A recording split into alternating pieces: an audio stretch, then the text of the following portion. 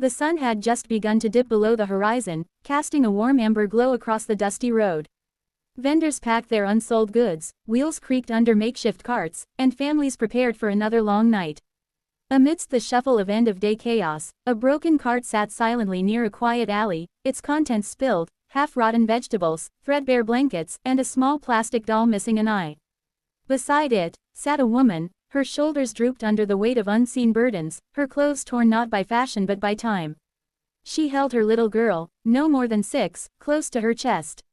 The girl's eyes, large and round, reflected the soft sadness of someone who had seen too much but still held on to hope. That evening, a man in a dark gray coat walked by, his leather shoes tapping against the pavement, his mind clearly elsewhere. He looked like someone from another world, clean, polished, hurried.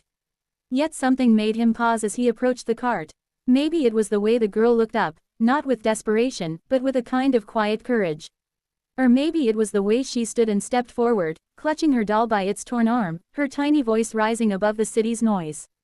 "We don't need food today," she said softly, "just a hug." The man blinked. He didn't quite know what to say. A hug, not money, not bread. The girl stood still, looking up at him with a fragile kind of bravery, like someone who'd practiced those words in her mind a dozen times. Her mother watched silently, lips trembling but not speaking. The moment was suspended in time. The man slowly crouched down, his eyes now focused on the little girl. "Why a hug?" he asked, his voice gentle. The girl looked down, kicked a stone, and whispered, "Because mommy cried all day. And I think hugs make people cry a little less." He opened his arms. The girl ran into them without hesitation, as if she'd known him all her life. She wrapped her tiny arms around his neck, and though her grip was soft, the weight of her unspoken words clung to him. He hugged her, tightly. And when he looked up, he saw the mother wiping her tears, her eyes now watching him with something close to relief. Not because she'd received food or money, but because someone had acknowledged their presence. Because someone cared. He sat down with them. Right there on the pavement. He didn't know why. Maybe it was the hug. Maybe it was the silence. Maybe it was the haunting beauty of someone asking not for help, but for warmth. They didn't talk much. He gave the girl his scarf, and the mother half the sandwich he had bought for himself. They laughed a little, talked about nothing in particular. Just existed together. The next day, he came back. This time, with food. And toys. And blankets. And he brought friends, people who had the means to help but had never been shown where to look. The mother got a job through one of his contacts, simple but honest work at a local bakery. The little girl was enrolled in a nearby community school that accepted her with open arms. They moved into a small rented room not far from where the cart once sat. Every week, the man would still come by. Not with donations, but with time. They'd play cards, share stories. Sometimes he'd just sit and listen. One day, the girl brought him a drawing. It was a crayon sketch of 3 people standing under a tree, a girl, a woman, and a man with a scarf. Above them were words written in shaky, uneven handwriting. "Thank you for the hug." That hug had changed everything. Not because it solved all their problems. Not because it brought them wealth. But because it reminded them they were not invisible. The girl eventually grew older. She studied hard, became top of her class. She joined youth organizations, volunteered at shelters, and gave talks at community centers. And years later, when asked what moment defined her life the most, she didn't mention school or scholarships or speeches. She said, "There was a day when we had nothing, not food, not a home, not hope. I asked a stranger for a hug.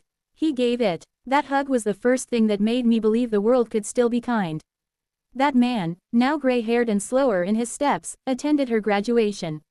As she received her honors, she looked out into the crowd, eyes locking with his, and smiled the same smile she had that day beside the broken cart.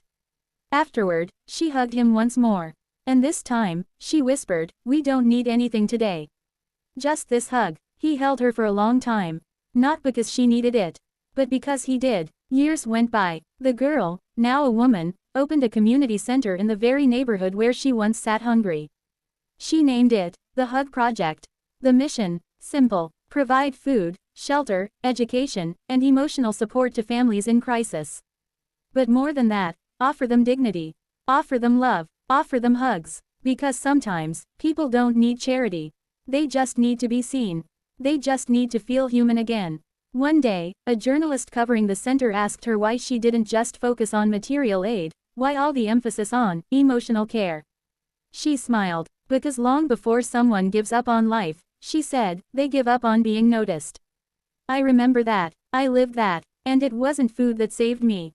It was a hug. The journalist paused, pen resting on the notepad. The words hit him harder than expected. She continued, we think grand gestures change the world. But often, it's the quiet ones. A hug, a kind word, a moment of real connection. That's what starts the healing.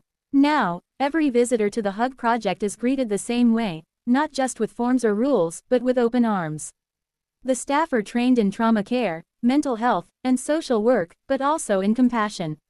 It's a place where broken hearts come to mend, not just broken bodies. And the walls are covered with children's drawings.